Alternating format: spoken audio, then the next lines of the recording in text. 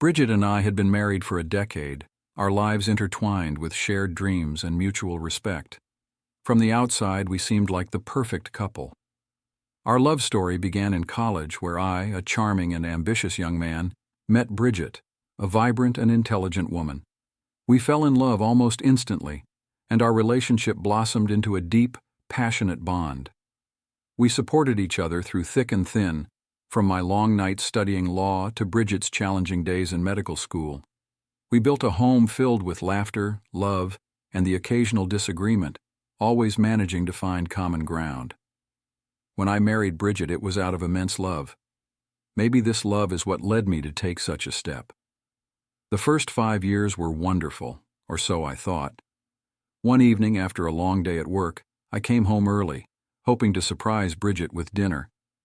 As I walked up to our bedroom, I noticed her phone on the nightstand, buzzing incessantly with notifications. Curiosity got the better of me, and I glanced at the screen. The message preview displayed words that made my heart sink. "Last night was amazing. Can't wait to see you again." Confusion and dread washed over me. I scrolled through her messages, and my worst fears were confirmed. There were dozens of messages with different men, each one more explicit than the last. My hands trembled as I read through the conversations, my mind struggling to process the betrayal. She told me it was a mistake, something that happened when she was drunk, and that she loved me. She begged for forgiveness, tears streaming down her face. I forgave her, believing in her sincerity, hoping it was a one-time lapse in judgment. But then it happened again and again. I found more messages, more lies. Each time she swore it would never happen again, but I no longer believed her. I went through her phone meticulously, uncovering her infidelity before our wedding and right after. She had always been unfaithful to me. I wanted to leave but couldn't. Something kept me tethered to her. Perhaps the memories of our happier times or the fear of starting over. The pain was relentless, a constant reminder of her betrayal. As much as I had loved her, I came to hate her just as intensely. I wanted to hurt her deeply. I even thought I could kill her. But then I realized that wasn't the right path. I wanted her to suffer for years, just like I had, and I understood how to make that happen. My wife, Brigitte, had a childhood friend named Kira. They had been friends for about 30 years and were very proud of their lifelong friendship. They considered themselves sisters, believing that nothing could ever separate them. But I easily proved that this wasn't the case. I intentionally chose Kira to hurt Brigitte as much as possible. I wanted Brigitte to be completely alone, to feel abandoned and betrayed by everyone, her husband and her best friend. I had known for a long time that Kira was in love with me. At one of the parties where I was with Brigitte, Kira approached me to introduce herself, not knowing that I was the new boyfriend of her best friend. It was very awkward, but to be honest, it was nice that someone paid attention to me, especially since I was not particularly popular among girls. I knew Kira would respond well to my invitation to have dinner together. I also knew that this invitation wouldn't look suspicious. Still, I came up with a story, saying I wanted to buy a gift for my wife and was asking Kira to help me choose the perfect present. The day had come. Kira and I met at an upscale restaurant. It wasn't a regular diner where you could grab a quick bite and leave. No, this was a beautiful, expensive restaurant. I wore a suit, was clean-shaven, and had put on some fine cologne. Damn, I was preparing for a date, and I really enjoyed the feeling. Kira, in turn, did not lag behind. She wore a beautiful evening dress with a deep neckline, her hair was styled, and her makeup was impeccable. I understood that she had also prepared for this meeting with me. After all, she worked as a realtor and didn't dress like this for her office job. This meant she had carefully planned her appearance specifically for our meeting, further confirming her feelings for me. Her appearance spoke volumes. She had been anticipating this meeting and was eager to see me. It was as if Kira sensed what I was thinking and why I had really invited her to dinner. We hardly talked about anything, and the subject of a gift for my wife wasn't even mentioned. Her lustful gaze devoured me, and I could read the desire in her eyes to extend this night into a more intimate setting. The pleasant atmosphere, live music in the restaurant, and expensive wine, everything was going according to my plan, and the evening was drawing to a close. Kira offered little resistance, smiles, flirting, and soon we found ourselves at my place. I wanted to do it in our marital bed, not in a hotel, but in our bed. The night was filled with an intense mix of passion and betrayal, a cocktail of emotions that left me both exhilarated and on edge. As we stepped into my home, the anticipation hung thick in the air, almost suffocating in its intensity. Kira's hands trembled slightly as she removed her coat, her nervousness palpable even through the careful facade she tried to maintain. Beneath the coat, she revealed the elegant dress she had chosen so meticulously for this occasion, each detail carefully considered to capture my attention. It was a dress meant to seduce, and it succeeded. The way it hugged her curves, the way the fabric shimmered in the dim light, spoke volumes about her intentions that mirrored my own. I led her upstairs, each step we took echoing in the silence between us, a silence charged with unspoken intentions and a shared understanding of the lines we were about to cross. The house was eerily quiet, the only sound the soft creak of the floorboards beneath our feet. The room was dimly lit, the soft glow of the moon filtering through the curtains, casting long shadows across the floor. It was as if the night itself was conspiring with us, cloaking our actions in darkness, hiding the sins we were about to commit. In our bedroom, the bed where Brigitte and I had shared so many moments of intimacy, now stood as a symbol of my retribution, a stage upon which I would exact my revenge. The sight of it filled me with a mix of anticipation and dread, a reminder of the love that had once thrived in this room, now twisted into something dark and vindictive. I could see Kira's excitement, a glimmer of something almost primal in her eyes, mixed with a hint of nervousness that she couldn't quite conceal. She seemed to sense the gravity of the moment, the weight of what we were about to do, but she was too caught up in the thrill, too enraptured by the allure of the forbidden to resist. Her breaths came in short, shallow gasps, mirroring the pounding of my own heart. We undressed slowly, the act deliberate, each piece of clothing that fell to the floor stripping away the last vestiges of decency. We savored each moment, letting the anticipation build with every touch, every brush of skin against skin. The room seemed to close in around us, the air thick with the scent of desire and the bittersweet tang of betrayal. Our bodies came together with a raw intensity, driven not just by lust, but by something deeper, something darker. Each kiss, each caress, was a step further into the depths of betrayal, a plunge into the abyss from which there would be no return. The familiar scent of the room, the feel of the sheets beneath us, everything served as a reminder of what I was doing and why. Every touch was a deliberate act of defiance against the love that had once filled this space. Every movement a calculated strike in my campaign to hurt Brigitte as deeply as she had hurt me. The passion between Kira and me was fierce, almost violent in its intensity, fueled by the forbidden nature of our actions, by the knowledge that we were breaking the most sacred of bonds. It was a passion born not of love, but of a shared desire to defy the rules, to break free from the chains of morality, if only for a night. As we lay together afterward, the heat of the moment slowly fading, the reality of what had just happened began to sink in. The room, once charged with the electricity of our actions, now felt empty, drained of the energy that had fueled us. I looked at Kira, seeing the satisfaction and happiness in her eyes, a look that should have filled me with a sense of victory, but instead left me feeling hollow. I felt a twisted sense of triumph, knowing that I had taken the first step in my plan to make Brigitte feel the same pain and betrayal that I had endured. But beneath that triumph was something else, something that gnawed at the edges of my consciousness, a sense of foreboding, a dark whisper in the back of my mind warning me of the consequences of what I had just done. This was just the beginning. I had chosen Kira not just to hurt Brigitte, but to destroy the bond she valued most, the bond she had always held dearer than anything else in her life. And tonight, I had taken the first step toward that goal. As I lay there, tangled in the sheets with the woman who had been my wife's best friend, I knew that there was no turning back. The die had been cast, the first blow struck, and the path I had set myself on was one that could only lead to more pain, more betrayal. That night, my wife was on the night shift at the hospital. I knew exactly when she would return home, having memorized her schedule with the same precision with which I had planned this night. Early in the morning, I heard the front door open, the sound so familiar and yet, in that moment, so alien. Brigitte was back.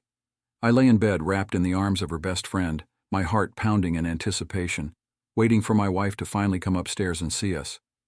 The minutes stretched on, each one feeling like an eternity, until finally, I heard the creak of the stairs, the slow, deliberate steps of someone trying not to wake the house. And then, there she was, standing in the doorway, her beloved husband and her best friend entwined in a betrayal that would shatter her world. As I lay there, a sense of twisted pride swelled within me. I reveled in the meticulous execution of my revenge. Every detail had fallen into place perfectly. The memory of Kira's warm body next to mine, her perfume lingering in the air, only heightened my satisfaction. I had planned this moment so carefully, ensuring that Brigitte would catch us in the act. The anticipation of her reaction filled me with a dark, perverse joy.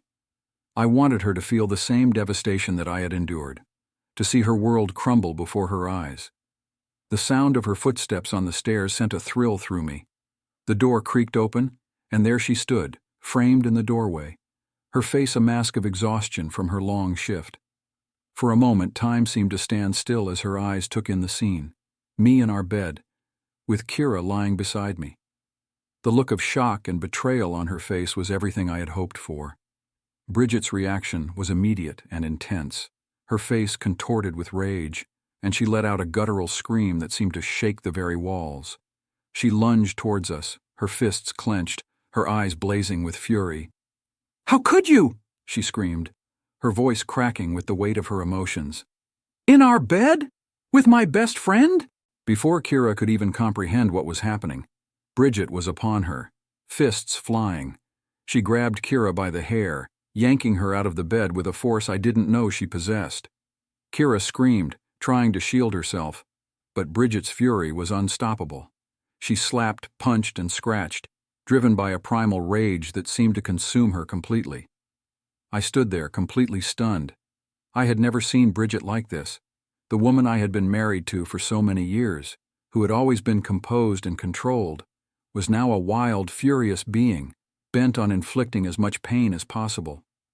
Part of me was fascinated, even a bit aroused by the raw display of emotion and power. It was strangely exhilarating to see her unleash this side of herself.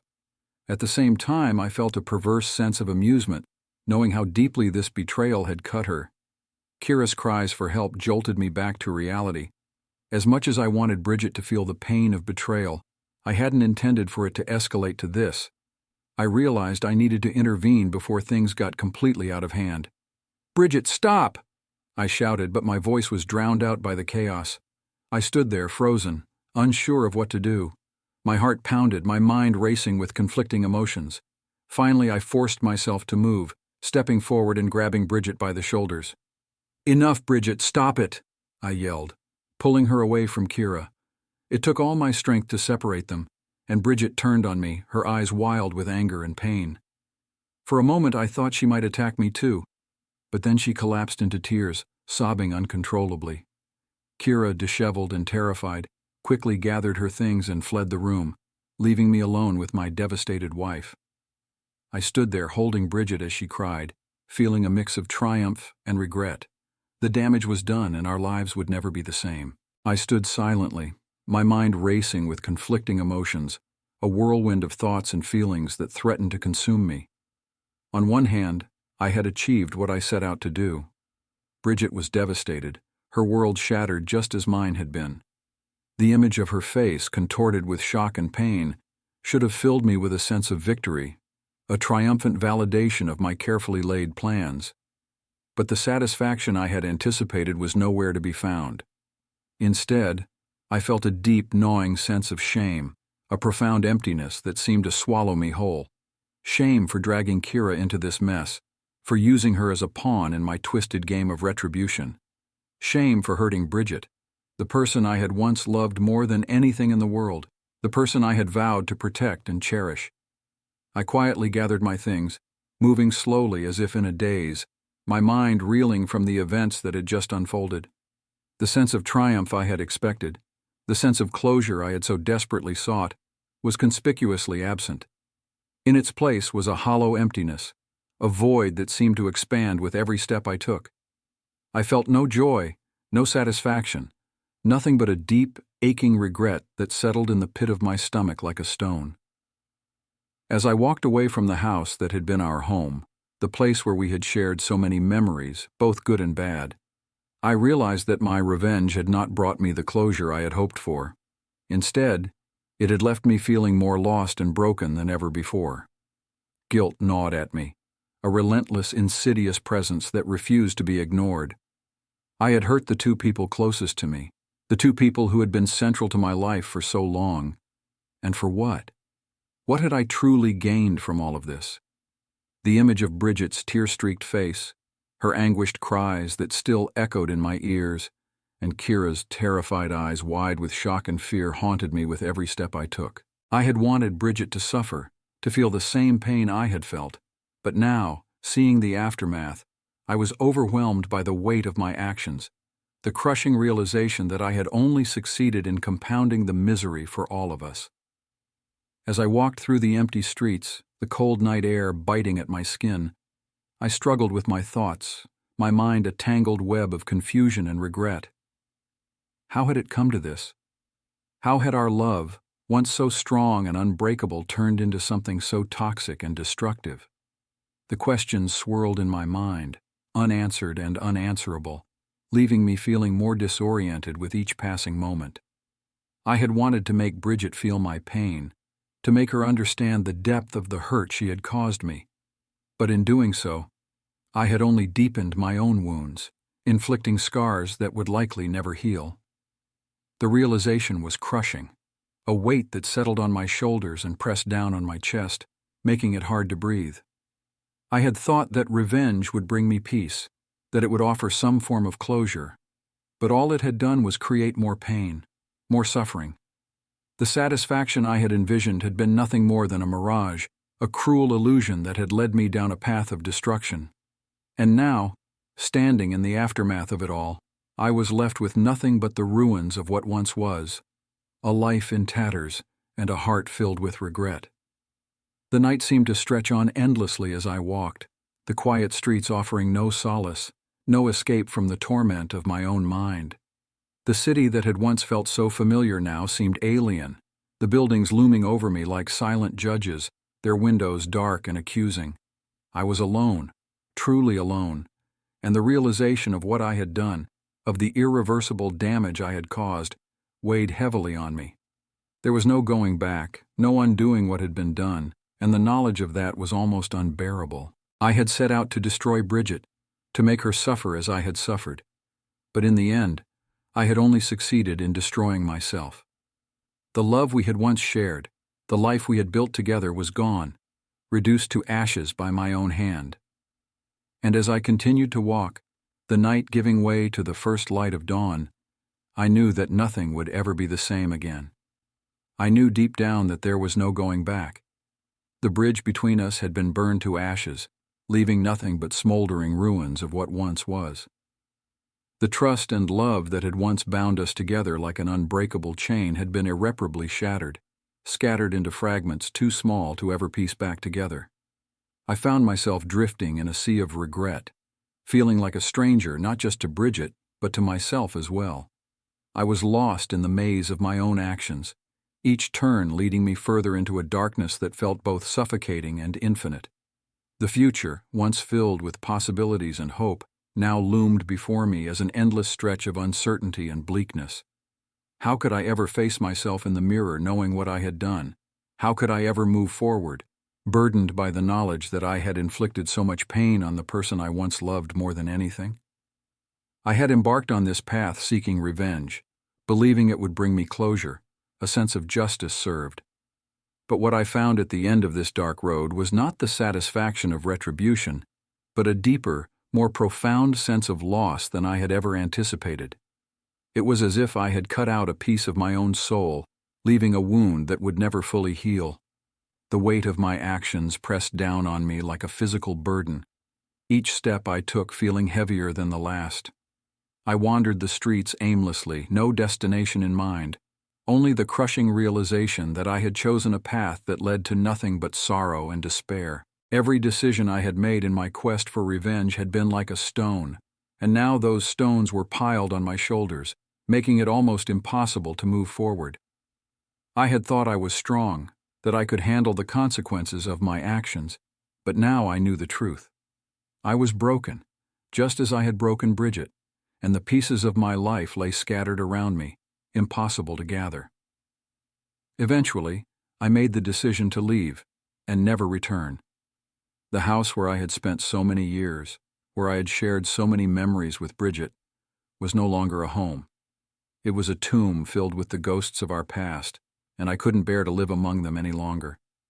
I left everything behind, taking with me only the barest essentials, as if shedding the physical reminders of our life together might somehow ease the burden on my soul. Even the belongings I couldn't carry were later collected by my colleagues and sent to me by mail, as though I couldn't even face the remnants of my old life in person. Years passed, and in all that time, Brigitte and I never spoke again. The silence between us was not just a lack of communication, it was a chasm, deep and wide, a constant reminder of the devastation we had wrought upon each other. The love that had once been the center of our lives had been replaced by a void, an emptiness that neither of us could fill, no matter how hard we tried. It was as though that love had been a light, and without it, we were left to stumble in the dark, forever searching for something we could never reclaim. I heard through mutual friends that Brigitte remained alone, just as I did. It was ironic, really, that in our attempts to move on, we had both ended up in the same place, alone, haunted by the shadows of our past. The pain we had inflicted on each other was like a wound that refused to heal, a scar that would never fade. And so we lived our lives separately, yet always connected by the invisible thread of our shared history, a thread woven from pain, regret, and the echoes of a love that had once been so strong. As for Kira, I lost contact with her as well. After that fateful night, our connection dissolved into nothingness, just like everything else that had once been stable in my life. The bond between her and Brigitte was irreparably broken, severed as cleanly and brutally as my marriage. What had once been a lifelong friendship, a sisterhood forged in childhood and strengthened over decades, was now reduced to a pile of ashes, just like the love Brigitte and I had once shared. The betrayal had left them both adrift, each of us isolated in our own sorrow, trying to navigate the wreckage of the lives we once knew. Life after the divorce was a solitary existence, a far cry from the vibrant life I had once known. I threw myself into work with a relentless focus, using it as a shield to fend off the emptiness that threatened to consume me whole. My days became a blur of meetings, deadlines, and projects, all designed to keep my mind occupied, to prevent the memories of Brigitte and the life we had built together from creeping in. But no matter how hard I tried, the ghosts of our past were always there, lurking in the corners of my mind, haunting me with reminders of my mistakes and the person I had allowed myself to become. Nights were the hardest. When the noise of the day finally faded and I was left alone in the silence, the memories would come flooding back, relentless and unforgiving. I would lie in bed, staring at the ceiling, replaying scenes from our life together over and over in my mind. I would see Brigitte smile, hear her laughter, feel the warmth of her touch, and for a brief moment, it was as if everything was normal again. But then the reality of what I had done, of what we had both done, would crash over me like a wave, pulling me under and leaving me gasping for breath. I often wondered if Brigitte felt the same, if the weight of our shared past pressed down on her as heavily as it did on me. Did she regret her actions as much as I regretted mine? Did she lie awake at night, tormented by the same memories, the same regrets? Or had she managed to move on, to find some semblance of peace in the aftermath of our destruction? The questions plagued me, but I knew I would never have the answers. The silence between us was too vast, too filled with pain and bitterness for either of us to cross. In those quiet moments, when the world around me grew still and all I had were my thoughts, I would find myself thinking about Brigitte. I would think about the love we once had, so pure and strong that it seemed unbreakable. I would think about the dreams we had shared, the plans we had made for a future that now seemed like it belonged to someone else. And I would wonder how it had all gone so wrong, how something so beautiful could have crumbled so easily. Sometimes, in the deepest, darkest parts of the night, I would even allow myself to wonder if Brigitte ever thought about me. Did she ever miss what we had, despite everything? Did she ever wish things had turned out differently, that we could have found a way to heal instead of destroying each other? The thought was both comforting and painful, a reminder of the connection we had once shared and the chasm that now separated us. But in the end, all I had were the memories and the questions, both of which would likely haunt me for the rest of my life. As the years passed, the weight of my guilt and regret grew heavier, pressing down on me with a relentless force that seemed to intensify with each passing day. The passage of time, rather than easing the burden, only served to deepen the sense of loss that had become a constant companion in my life. I began to see with painful clarity that the revenge I had sought so desperately had only brought more suffering, not just for Brigitte, but for myself as well. What I had once thought of as justice, as retribution for the pain she had caused me, had instead become a self-inflicted wound that refused to heal. The cycle of pain and betrayal we had trapped ourselves in had left us both wounded, scarred in ways that could never fully mend. In my quest to make Brigitte feel the same hurt I had experienced, I had only succeeded in perpetuating the cycle, ensuring that neither of us would find peace. Each day that passed without contact, without closure, was another day spent in the shadow of our shared anguish, another reminder that the love we had once cherished was now nothing more than a distant memory, tainted by the choices we had made. In moments of quiet reflection, I came to a sobering realization.